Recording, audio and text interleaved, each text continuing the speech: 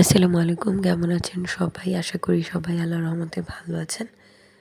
তো ঘর পরিষ্কার করে বাচ্চাদেরকে গোসল করিয়ে তো বারান্দায় আমি সকালবেলা বালিশগুলো রোদে দেই। বাচ্চাদের বালিশগুলো ওরা ঘামে ঘুমানোর সময় বা যেহেতু এখন শীতকাল পড়ে গিয়েছে বালিশগুলো ড্যাম হয়ে যায়। তো আমি মাথার বালিশগুলো এভাবে বাজিয়ে দিয়েছি আর ওদের গোসলের টাওয়ালগুলোকে আমি রোদে দিয়ে দিয়েছি।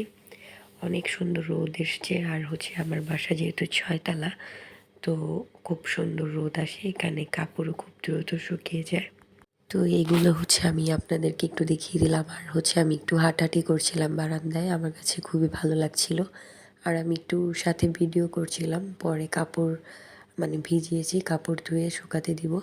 আর ওই যে আমি একটা পালং শাক আর লাল শাক কিছু রেখে দিয়েছিলাম, সেটাকে ভিজিয়ে রেখেছি, সেটা রান্না করব। পেঁয়াজ কাঁচামরিচ আর মুরগি রান্না করব। তো এই ভাতের মারটা গেলে নিয়েছি আর মুরগির মাংসের জন্য মশলা কষিয়ে আলু দিয়ে দিলাম। আলুটা কাটা ছিল না, আলুটা কেটে নিয়েছি। তারপর মুরগিটা পরে দিব একটু কষিয়ে নিয়ে।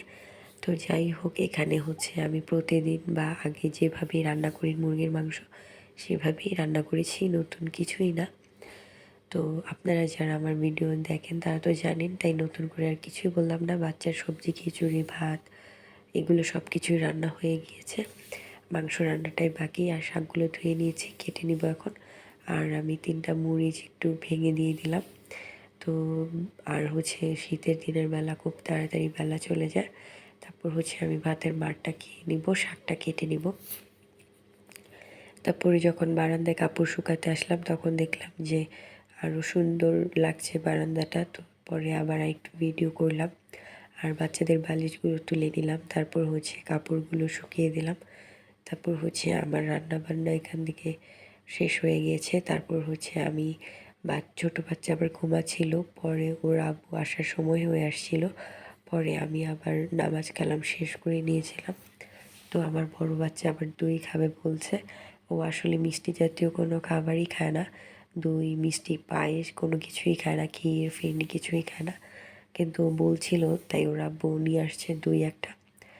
তো পরে দইটা ওদের সবাইকে দিলাম। আর ওদের খুব কাশি, তারপর নাক দিয়ে পানি পড়ছে, যার কারণে এই অ্যাম্বক্স সিরাপটা কাশির জন্য 2 থেকে 5 বছর বাচ্চার জন্য এটা, আর 0 থেকে 2 বছর বাচ্চার জন্য এটার জন্য ড্রপ আছে।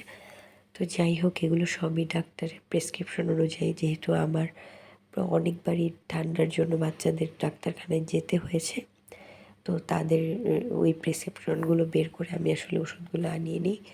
তো এই সিরাপ, আর গ্যাসের জন্য আমি যে সিরাপটা খাওয়াই সেটা এটা। এই ছিল আজকের ভিডিও। সবাই ভালো থাকবেন, আল্লাহ হাফেজ।